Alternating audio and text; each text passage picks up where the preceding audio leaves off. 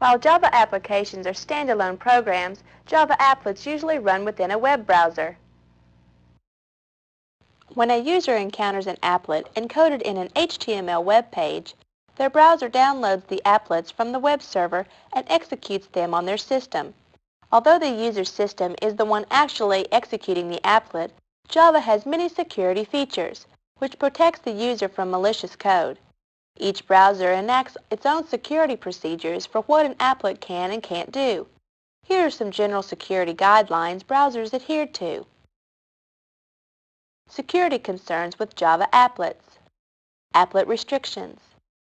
Applets cannot normally read or write files on the host's computer system, cannot start any programs on the host's computer system, cannot execute network connections excepting the host it came from, cannot read certain system properties, cannot load libraries or define native methods. Applet capabilities. Applets can play sounds, can communicate with other applets on the same page, can easily display an HTML document, can add dynamic and interactive content to web pages.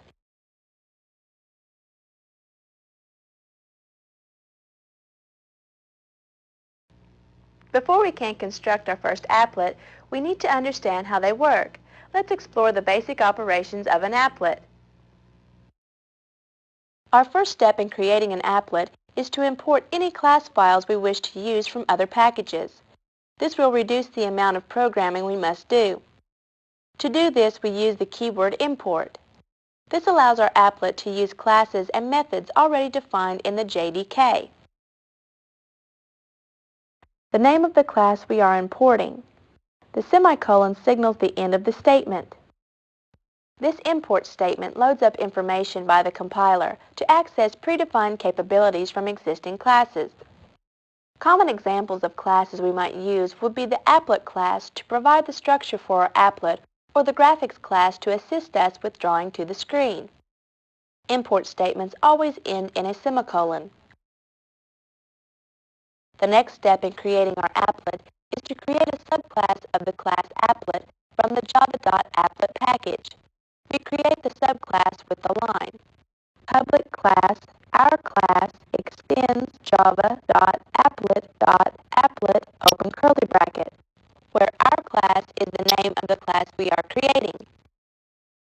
Java requires that the main applet subclass be declared public. This allows our class to inherit capabilities from the superclass.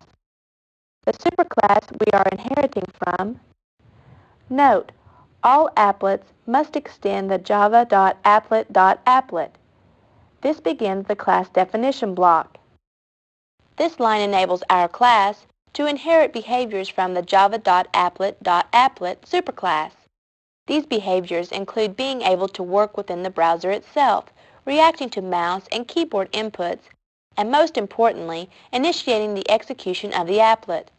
By using the keyword public, we have made all the methods and variables of our class visible to all the classes outside of our class.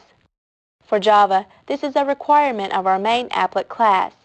Any other subclasses we may create may be public, private, or one of several other forms of access control. When a Java-enabled web browser encounters our Java applet in a web page, it first loads our initial applet class, followed by its helper classes. Next, Java creates an instance of our class and then calls a series of applet methods on that class. We may use the same class to make multiple applets within our HTML document, as Java will create an instance of that class for each applet. A series of applet methods may then be called on that instance. This allows each applet to display independent behavior.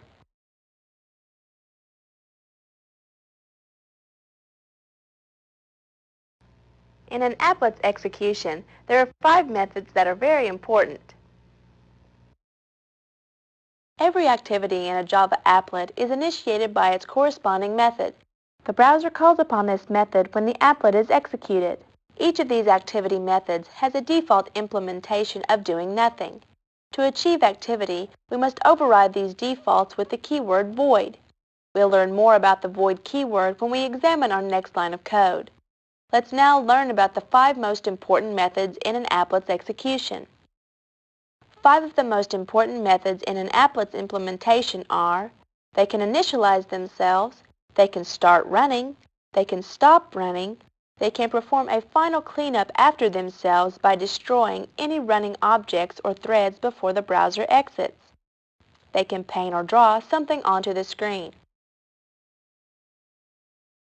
When an applet is first loaded or reloaded, it must initialize itself by creating the objects it needs, such as the loading of fonts or images. After an applet is initialized, it starts running.